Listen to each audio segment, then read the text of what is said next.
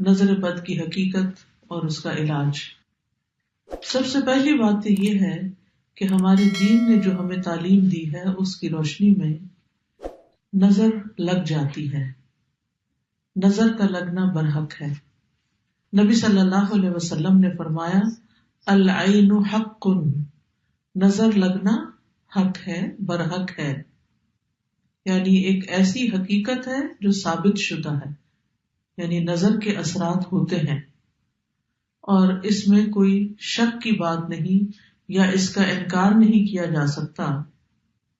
اور اس کی حقیقت یہ ہے کہ انسانی نظر کے اندر اللہ تعالیٰ نے ایک ایسی طاقت رکھ دی ہے کہ جو دوسرے پر جا کر اثر انداز ہوتی ہے اور اس سے بعض اوقات بیماری بھی لگ جاتی ہے۔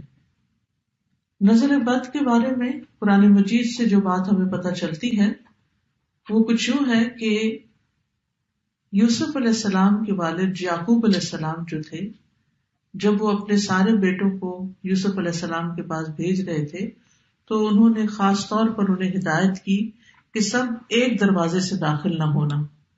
سورۃ یوسف کی آیت نمبر 67 میں آتا ہے وَقَالَ يَا بَنِيَّ لَا تَدْخُلُوا مِن بَابٍ وَاحِدٍ وَادْخُلُوا مِنْ أَبْوَابٍ مُتَفَرِّقَةٍ وَمَا أُغْنِي عَنْكُم مِّنَ اللَّهِ مِن شَيْءٍ إِنِ الْحُكْمُ إِلَّا لِلَّهِ عَلَيْهِ تَوَكَّلْتُ وَعَلَيْهِ فَلْيَتَوَكَّلِ الْمُتَوَكِّلُونَ۔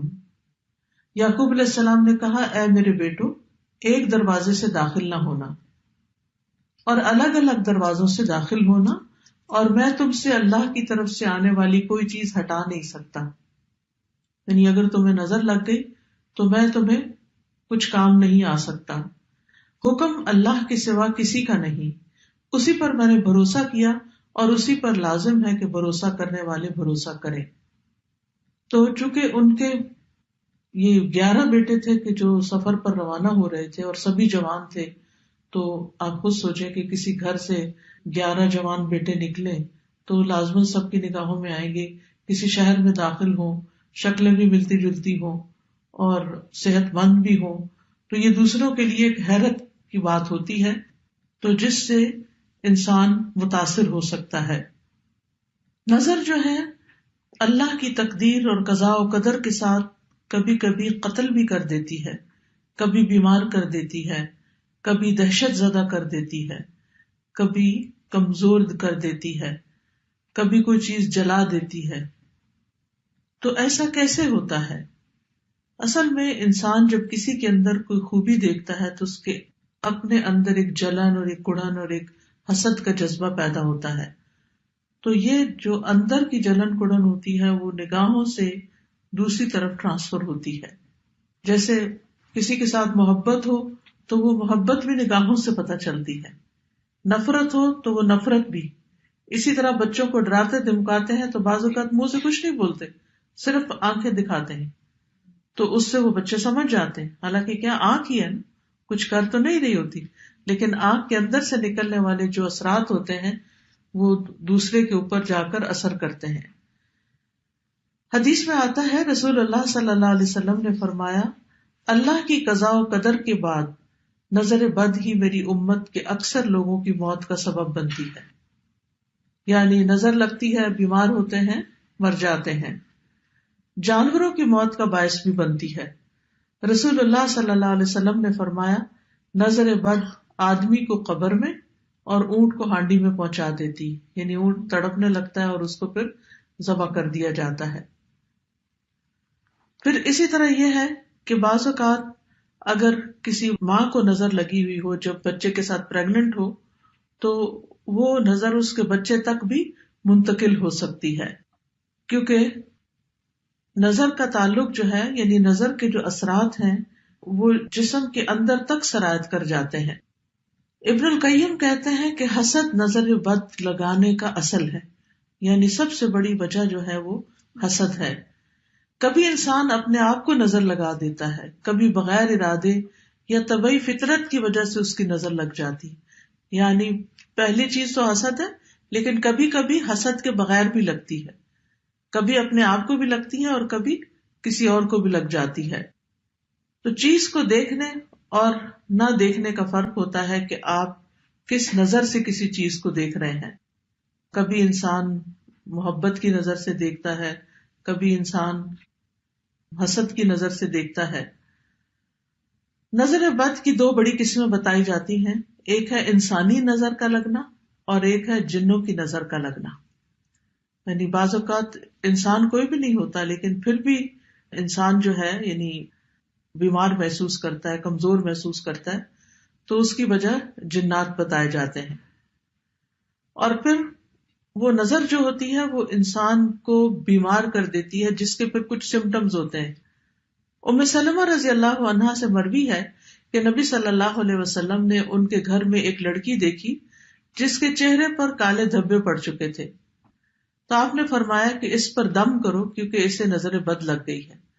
یعنی اس سے انسان کے خون کے اندر ایسے کیمیکل چینجز واقع ہوتے ہیں کہ اسکن ڈیزیز بھی ہو سکتی ہیں.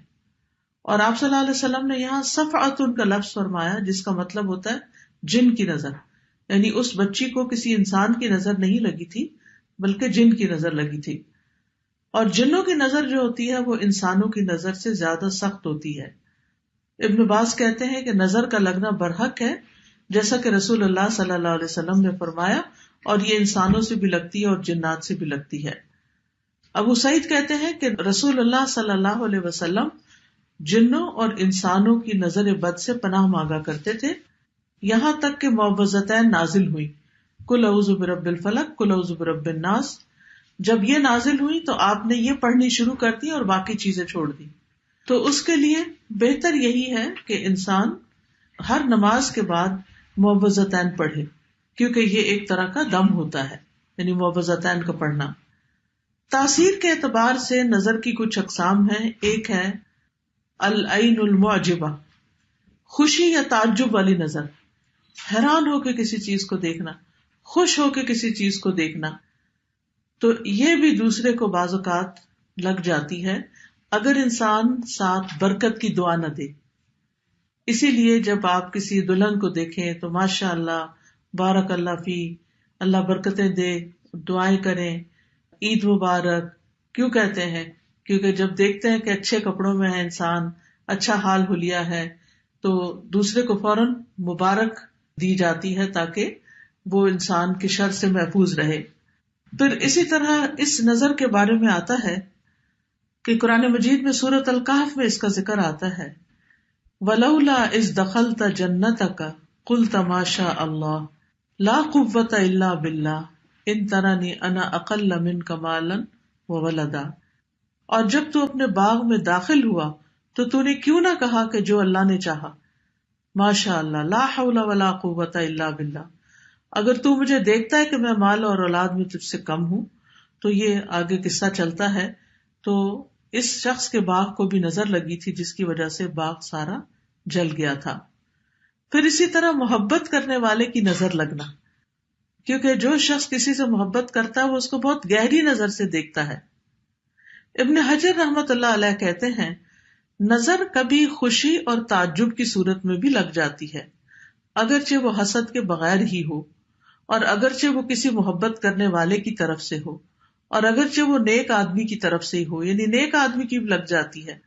اور اگر کسی آدمی کو کوئی چیز اچھی لگے تو اس کو فوراً اس چیز کے لیے برکت کی دعا کرنی چاہیے جو اس کو اچھی لگی ہے، تو یہ اس کی طرف سے دم ہی ہو جائے گا. یعنی وہ دم بارک اللہ فیک کہنا جو ہے، اللہ کا نام لینا، ماشاء اللہ کہنا، یہ ایک طرح سے آپ دوسرے پہ دم کر رہے ہوتے ہیں، اور اس طرح دوسرا شخص شر سے محفوظ رہتا ہے. پھر ہے حسد کرنے والی نظر. قرآن مجید میں حسد کے بارے میں بھی آتا ہے، اور یہ نظر خبیث نفس سے نکلتی ہے، اور یہ شخص دوسرے کی نعمت کو ختم کرنا چاہتا ہے. وہ ایسی نگاہ سے، جیسے کہتے ہیں نا کھا جانے والی نگاہ سے دیکھتا ہے چیزوں کو، کہ جس سے اس کا مقصد یہ ہوتا ہے کہ اس شخص کو جو نعمت ملی ہے یہ اس سے دور چلی جائے. پھر اسی طرح بیمار کر دینے والی نظر، یہ وہ نظر ہے جو بیماری کی تاثیر کے ساتھ اثر انداز ہوتی ہے، اور اس کے نتیجے میں مختلف طرح کی بیماریاں لگ جاتی ہیں. ابو ذر رضی اللہ عنہ کہتے ہیں کہ رسول اللہ صلی اللہ علیہ وسلم نے فرمایا، بے شک نظر بد آدمی کو اللہ کے حکم سے دیوانہ کر دیتی، یعنی اگر اللہ کا اذن ہو جائے، جیسے اور جسمانی بیماریاں ہوتی ہیں تو وہ بعض جو ہے وہ ایک سے دوسرے سے تیسرے میں ٹرانسفر ہوتی رہتی ہیں اللہ کے اذن سے، تو اسی طرح یہ نظر بھی اور اس قسم کی بھی تکلیف دہ چیزیں جو ہیں وہ دوسرے تک پہنچتی ہیں.